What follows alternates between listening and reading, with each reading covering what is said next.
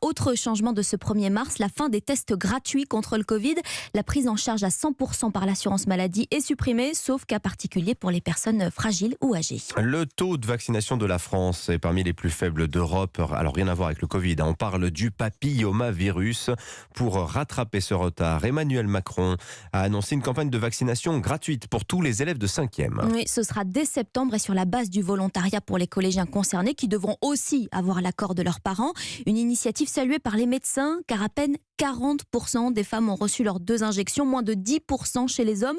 Pourtant, Yasmina Katou, le papillomavirus, c'est une maladie qui peut être grave. Oui, chaque année, le papillomavirus est responsable de plus de 6000 nouveaux cas de cancer. Cancer du col de l'utérus, mais aussi de la gorge ou encore du pénis. 90% de ces tumeurs auraient pu être évitées grâce au vaccin. Le professeur Xavier Carcopino, chef du service de chirurgie gynécologique à l'hôpital Nord à Marseille, précise l'autre avantage de la vaccination. Quand on a été traité pour une lésion précancéreuse du col de l'utérus, on a un risque de récidive de ces lésions.